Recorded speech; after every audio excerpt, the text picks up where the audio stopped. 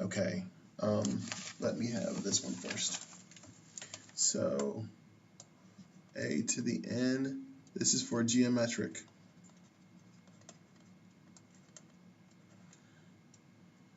I can't spell today. All right. We have a to the n is equal to a to the n minus 1 times r. Or you can write it as a1 and r to the n minus 1. Okay, so I'm going to tell you again, this is the value for that term.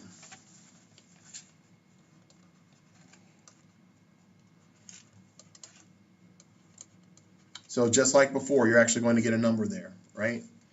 The n itself tells you the number of the term.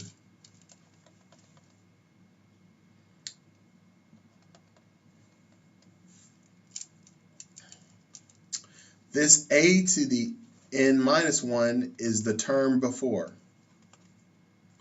So if this one was 3, that one would be 2, right? So it's just the one before.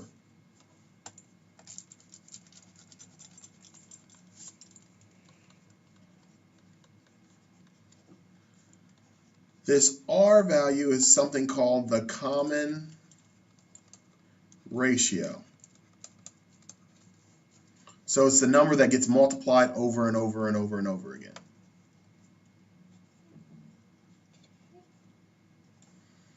This a1 is the exact same thing as the a1 from before. What did a1 mean before?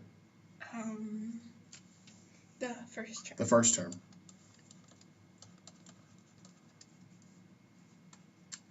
This r is the exact same thing. It's still the common ratio.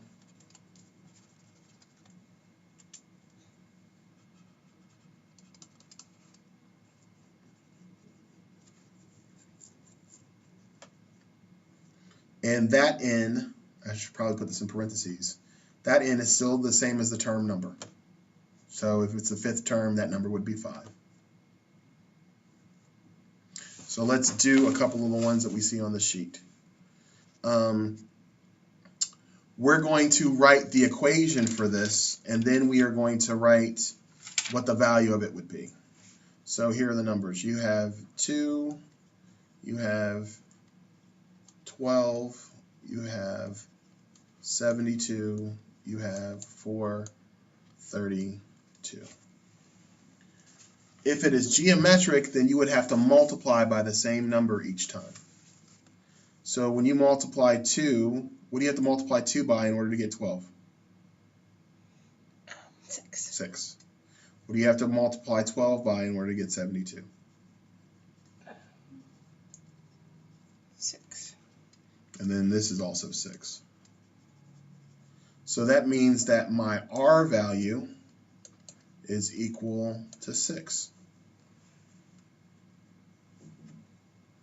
Okay? So if I want to write the explicit relationship, an is equal to the first term, which is 2, times my common ratio, which is 6, to the n minus 1.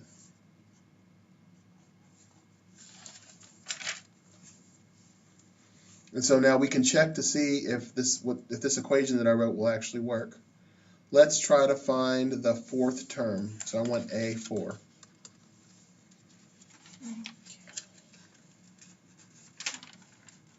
I'm just checking something. Okay.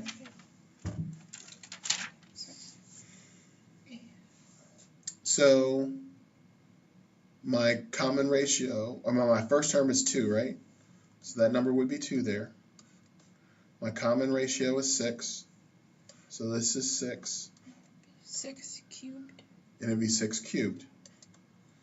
6 cubed is 216 times 2 is equal to 432. So that's a4. And this one is a4. So that's the value for a4. Okay. What if I wanted to find and we're going to have to use a calculator for this, a to the 7th. How would I write my equation for it? What would a to the 7 be equal to? That'd be 2 times 6 to the 6th. Right. And then we just do the math, and it would give us that term. So, because we understand how arithmetic series work, the same kind of stuff happens for geometric, except for instead of having a common difference, you have a common ratio. You have something that you multiply over and over and over again. Okay. So let's do the other 2 questions that you have there. And I'm going to erase this one.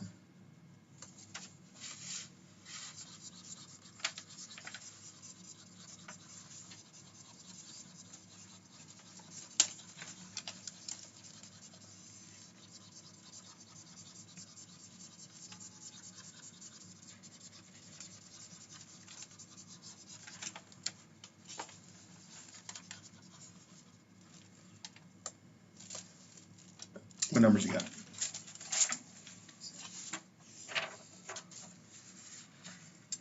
Negative, ooh, don't want to do that. We have -1, 5, -25, 125. So you're timesing by -5. So I'm multiplying by -5. That's my R. What is my A1? -1. Write my equation a to the n then.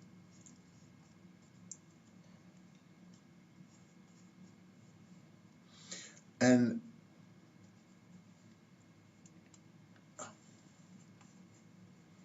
okay, so write the equation for me.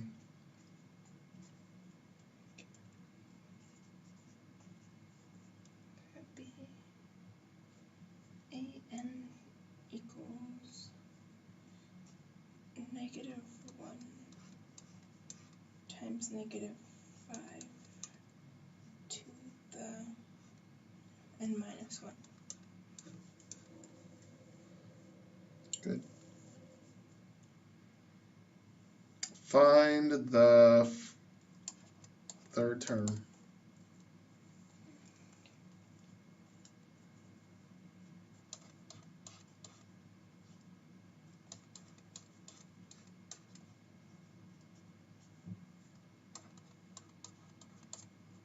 That'd be -25.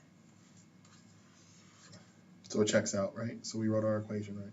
Yes.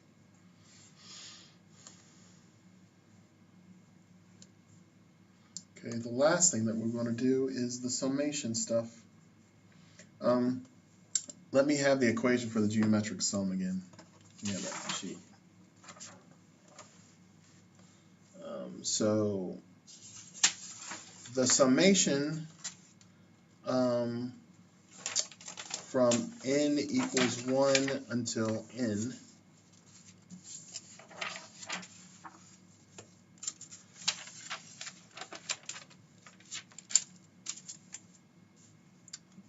we can write that as this formula.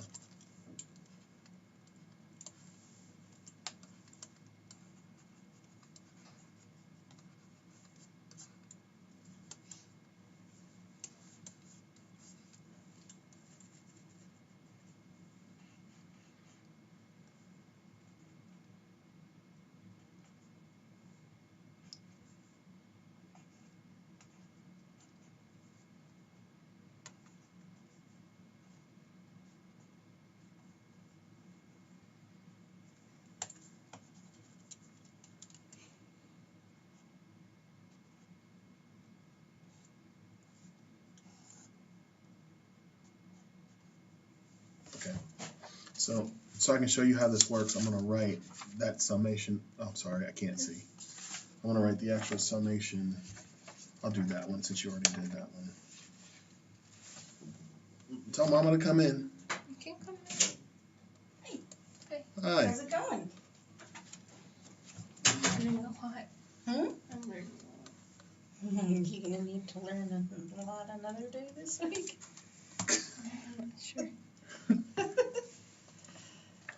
Okay, when you are summing stuff up, you can do it the long way or the short way.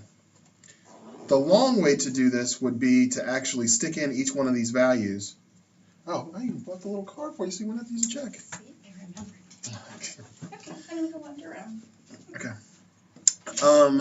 So I can stick in my I value and actually literally write this out. So this would be -6, and then this would be 1 minus 1, which gives you 0, plus, and then this would be -6, and I stick in 2, so this would be 2 minus 1, plus, ... Do you see that pattern there now? Or do I need to do another term for you? I think I see. And so the last term would be -6 to the 8 minus 1. And that would be your last one. You would add each one of those up and it would give you an actual answer. Or you can use this shortcut, which means I can write this as s to the n.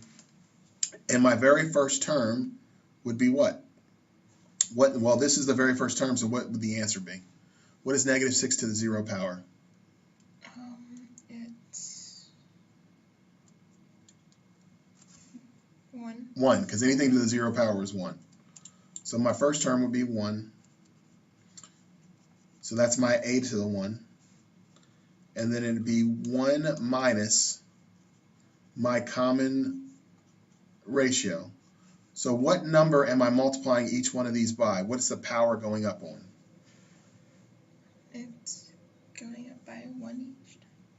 So I would take my base. So my common ratio, R, is equal to 6, because it's the power of 6 that's going up each and every time, right? And it's actually -6. So I'm going to put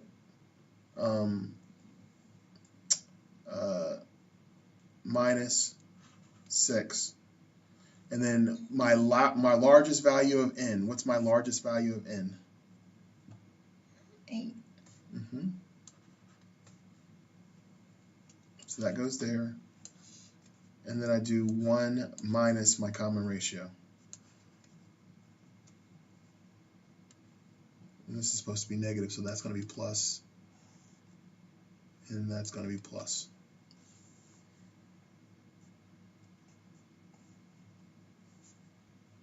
And then once I do that math, that actually gives me the sum of all of them. Okay? So these values still mean the exact same thing. The one thing that you'll have to do in order to use a summation shortcut is you have to find your A1, your very first term, and then you have to find your common ratio. And then you just stick the numbers in. If it goes to infinity, the only way this works is if your R value is a fraction, or it's going to be infinity. So that second equation that you have there, the S infinity, this only converges if your R is a fraction, so 1 over n. It's got to be some kind of fraction. If it's not a fraction, then it's not going, it's just going to be infinity. So you have to be multiplying over and over again by some kind of fraction.